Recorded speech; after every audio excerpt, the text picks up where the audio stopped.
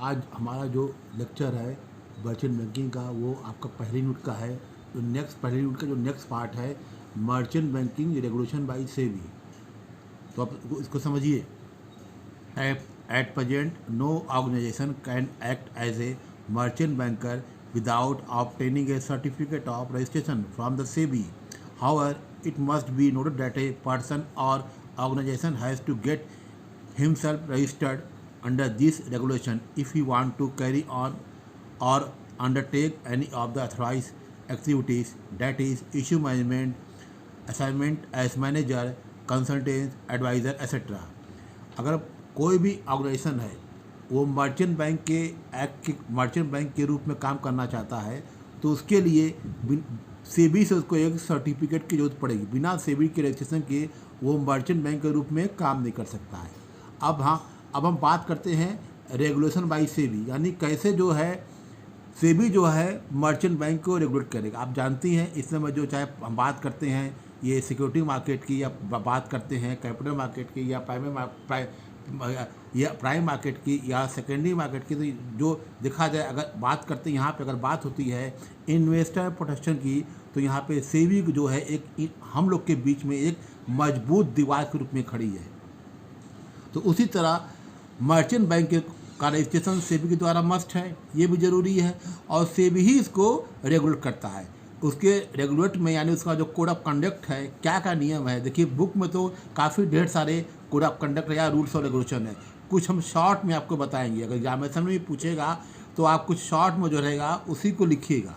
तो अब समझिए क्या है मर्चेंट बैंक की रेगुलेशन, सेबी कैसे रेगुलेट करती है और इसका कोड ऑफ कंडक्ट क्या है। तो मेन हम बात करेंगे कोड ऑफ कंडक्ट की। रेगुलेशन में जो है इसका मेन पार्ट आपका कोड ऑफ कंडक्ट आता है। तो अब समझिए, the following code of conduct has been issue by SEBI for merchant banker to effective from 1/10/2016। ये तो सेबी द्वारा जो है 2016 में एक कोड ऑफ आचार संहिता बनाई गई है जो सभी प्रकार जितने भी कैटेगरी के मर्चेंट बैंकर हैं उन पे अप्लाई होता है। तो कौन कौन से कोड ऑफ कंडक्ट है इसको शॉर्ट में हम बता रहे हैं। हाँ, नियम तो बहुत ढेर सारे 50 नियम होंगे, लेकिन जो मेन नियम है उसको हम आपको समझा रहे हैं, हिंदी और अंग्रेजी में दोनों बताएंगे। तो सुनिए। पहला है a merchant banker shall make all effort to protect the interest of the investor. बिल्कुल सही कहा है। मर्चेंट बैंकर जो है अपने इन्वेस्टर का जो इंटरेस्ट है उसको पूरी तरह प्रोटेक्ट करता है, यानी सेबी ऐसा कोड ऑफ कंडक्ट बनाती है जिसमें जो मर्चेंट बैंकर के जो कस्टमर होते हैं उनको किसी प्रकार का नुकसान न हो। दूसरा जो है इसका कोड ऑफ कंडक्ट है a merchant banker shall maintain high standard of integrity, dignity and fairness at the conduct of its business.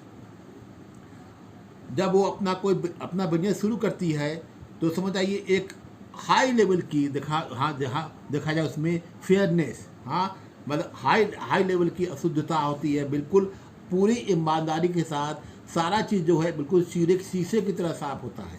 आप इस समय जान रही हैं कि डिजिटल का समय है, तुरंत आप एक अपने लैपटॉप पे क्लिक करिए, किस मर्चेंट बैंक से आपका इन्वेस्टमेंट है, क्या कंडीशन है, तुरंत आपको अपने डेटा के बारे में पता लग जाएगा।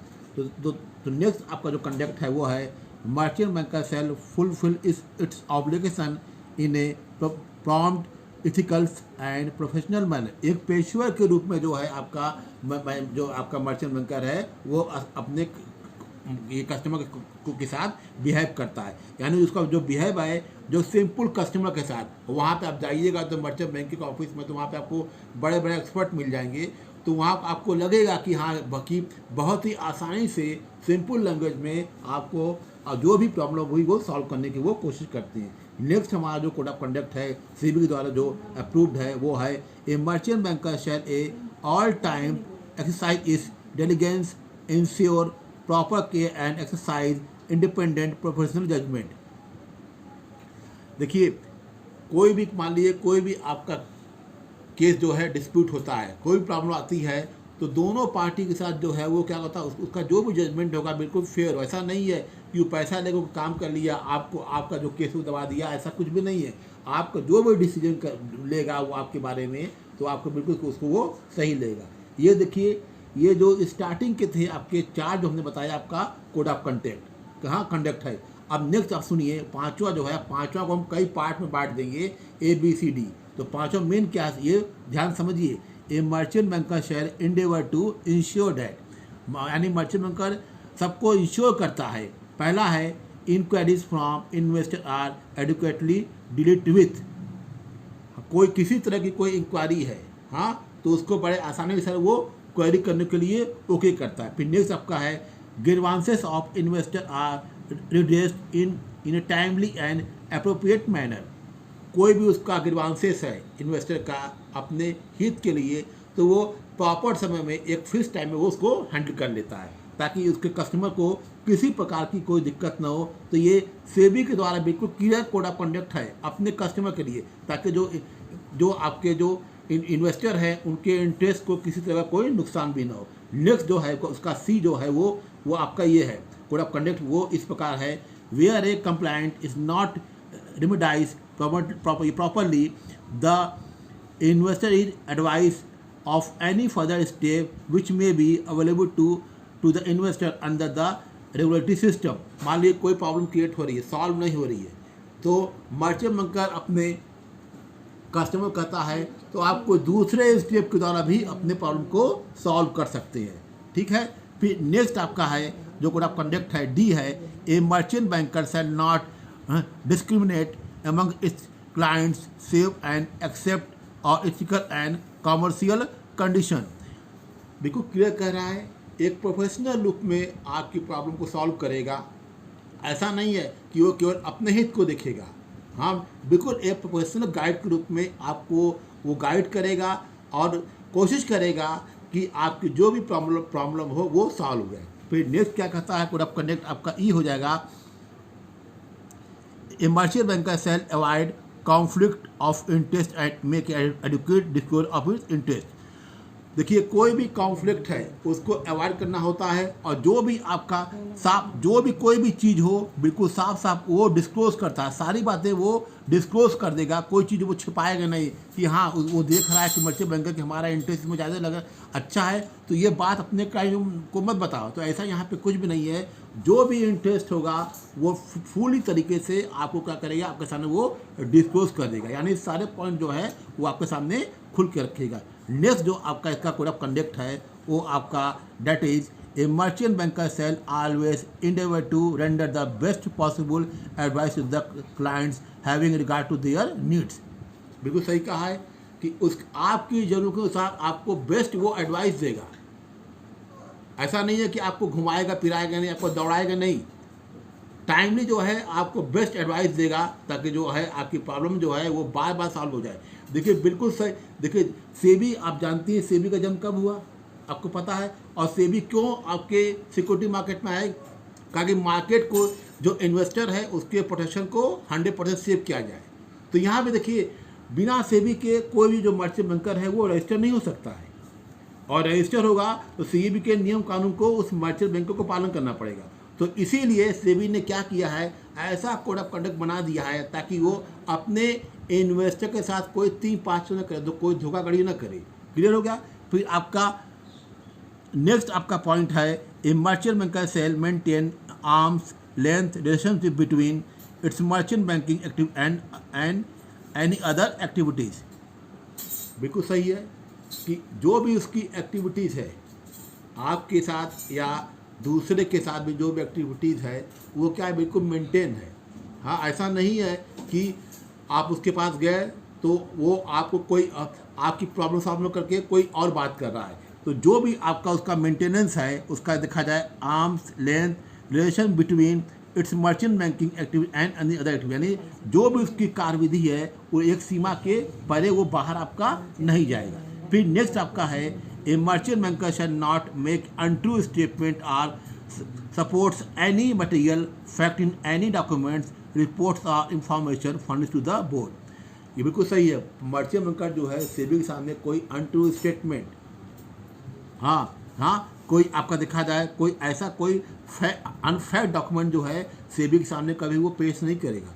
और सेबी के पास ये भी राइट है कि वो मर्चेंट बैंकर से कभी भी कोई भी डॉक्यूमेंट मांग के वो चेक कर सकता है। अब मान ली कोई कंप्लेन करे या ना करे, लेकिन सेबी जो है ये राइट रिजर्व रखती है एनी टाइम। हम वो इन्फॉर्म कर देगी मर्चेंट बैंकर को कि हम आपको इस समय में हमको ये डॉक्यूमेंट चाहिए, और मर्चेंट बैंकर के लिए कंपलसरी है कि वो डॉक्यूमेंट जो है सेबी को दिखाएं, यानी सेबी कभी भी चेक कर सकती है।